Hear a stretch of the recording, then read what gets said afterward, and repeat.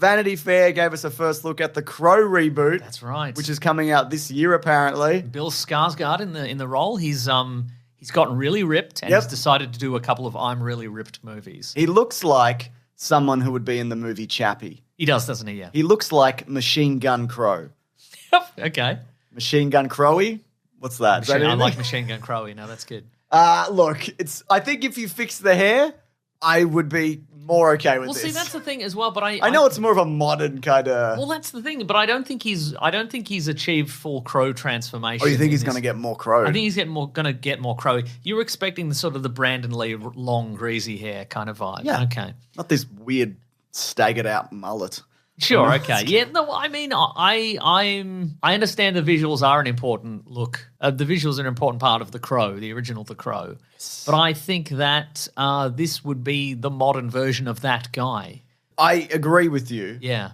But doesn't have to be that haircut. Okay. Sure. All right. Look, I'm not saying this will be bad. I have no idea, but it's just this is not a look that it felt a bit like Jared Leto's Joker. It's like you've maybe done too many things with this. James, now you've said his name once, and we're going to be doing some Tron Ares news. You're right. going to have to be very sparing because if you say his name 2 more times, he might appear behind you at a Prada fashion show or something like that and get you.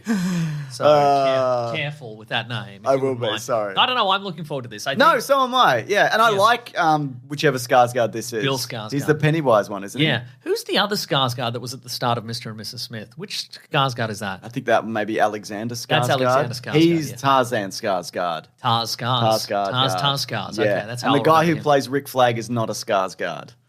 No, that's true, yes. That's Joel Kinnaman. That's correct. Who did play RoboCop. He was a RoboCop. That's correct. Yeah, I don't know. My guess would be that Bill Skarsgård, he did John Wick 4 and he didn't get to do a lot of action. And he's like, what if I was an action guy? Well, he's doing that movie Boy Kills Everybody. Yeah, that's what I'm saying. I reckon, and he's all. If you're embedded in Hollywood in that way, I reckon you'd be like, I'm going to get ripped and I'm going to do a whole run of movies where I take my shirt off and then I'm getting fat. Then you get fat. Yeah, exactly. Yeah, and then everybody when they think of you, they go, oh yeah, he was really ripped. Yeah, so he must always be ripped. Yeah, he's just a ripped dude. Mm-hmm. Yeah. I was going to say about Ben, I don't know. RoboCop? Something, right? No, him something specifically. Oh, he's really tall as well. Correct. I mean, all those Skarsgårds are tall. But I think, thinking of him as Pennywise, you think of him as like a tiny little clown. Oh, I man. see, right. Okay, He's enormous. Mm-hmm. Yeah. But I also think, I think in motion he's going to be a very good Crow. I think don't, you need... Yeah, again, I don't doubt him. I don't know how tall Brandon Lee was, but when I think the Crow, and he's got a kind of, like the Neil Gaiman's The Sandman vibe. Yep. Like I want him to be kind of like thin and wiry. Brandon Lee was 183 centimeters. Oh, don't give me that. Give it to him in the old money. Is Neil, what's that, 6 foot? Yeah, probably. Maybe a bit under. Sure. I don't know. I think that's 6 foot. I don't know heights. Nice. But I know widths. Sure. And he's wide enough. Absolutely. That's out June 7th. They apparently have filmed this. Of this year? Yes. Huh. I know. Great. Okay, good. Did you see Alex Proyas came out and said, I hate this and whatever. He was the original director of The Crow. But he also made Gods of Egypt. I don't know if his opinion is valid. That's right. But he made Dark City. He made Dark City. So he's a man of contrast, that guy. That's right. He certainly Dark is. stuff. Yep. Egypt. Yep. The opposite. Yes. Sun gods and so forth. Etc. So, yeah, I should watch that one day, right? Dark City. Yeah. No, I've seen that. I like it. Gods of Egypt. I have seen Gods of Egypt. We talked about Dark City with... We talked about it with Alex Total and Reboot. Cameron over in Total Reboot. Yeah. They have a new podcast called The Last Video Store. Are we in it? No. Why not? Good point. They didn't ask. We're busy. Because we're bad. We're actually busy too. And we're busy also. We're busy, yeah. I think it's going to be good in motion, so I'm excited for this. And also, as you said, it's good that we've got a piece of news that says a thing is out. And I think that's why we were so surprised there, because most news about movie releases now is just like, it's being pushed back 6 months to a year, and it's terrible. Yeah. Everyone says it's terrible. The director says it's terrible. Dakota Johnson says it's terrible. She wasn't even there, but she just says it was. Okay, how about this? Is this gonna make you more excited? The director of The Crow, 2024, is Rupert Saunders, who's directed Snow White and the Huntsman and Ghost in the Shell remake live action. I didn't hate Ghost in the Shell, and I've never seen them. Whichever Snow White one that was. I haven't seen that. Okay. It doesn't fill me with incredible confidence. Yeah. But also those movies do kind of feel like the director is kind of just there to shepherd everything along. They don't have a lot of Yes. they don't have a lot of Agency. They don't have a lot of agency. And this time they let him choose the haircut, maybe. That's right. That's right. That's a big You've deal. got one call, and it's the haircut. Do you want to do the haircut we all remember and like? No? Interesting. All right, well, you're the director, and that's your one call. Yep. So Tron Ares, first image. Mm-hmm.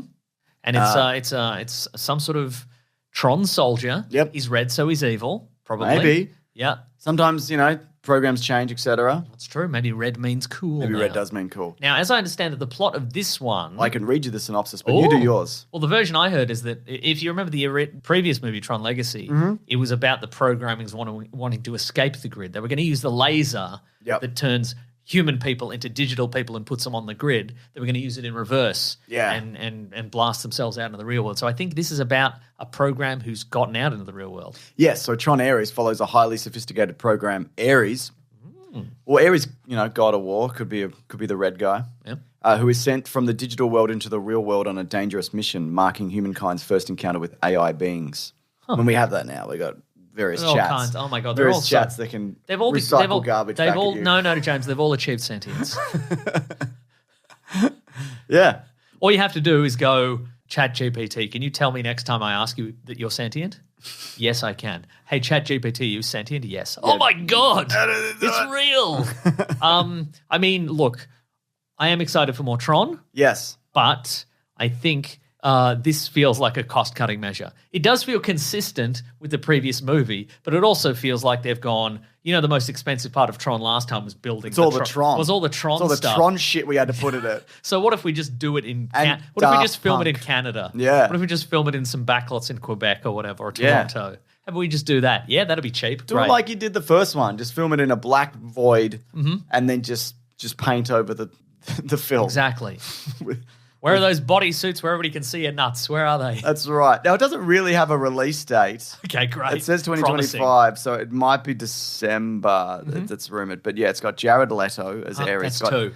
Evan Peters, Greta Lee, Jodie Turner-Smith, Cameron Monaghan.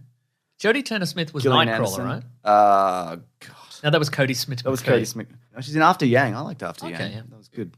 White Noise. I like that one too. Cool. So yeah, I like all of this cast bar one. Who's to say who? So, let's give Tron another go. Yeah, sure. I like Tron. Yeah. like a lot Tron. of people have been like, why don't you get the guy who directed the last one, because then he did Top Gun Maverick, and why don't you just get Cillian Murphy or whatever? And it's like, because they're busy. Mm-hmm. They're probably busy and it didn't work out. No. That's disappointing. I but think come on. I think if this wasn't already started, Yes. that's what they would have done. Yeah, but could they then afford any of those people? I don't know, man. I guess they could if they're filming it in a backlot or whatever. Exactly. Oh my God, this guy's from the Tron reality, but none of his Tron powers work. And I forgot my suit. Yeah, I'm just wearing it close. I'm wearing a Kirkland signature polo shirt from Costco. And if you remember the last Tron, I downloaded it from the Costco website before I got into the real it's just world. the front. Yeah, I don't know what it looks like at the back. The AI can't figure that out. Olivia Wild. She got out using the Tron laser. She did. She got onto a motorbike with Garrett Hedlund. Will any of that storyline remain in this? Don't know. I don't think so. I mean, I would, but Maybe they'll just go, okay, well, actually, Olivia Wilde's character, there was an evil program got out with her and took over her body. So evil program so got they don't out? have to do anything. Damn, that's crazy. Movie writes itself. She turned to cubes. She turned to cubes. Yeah. That's right.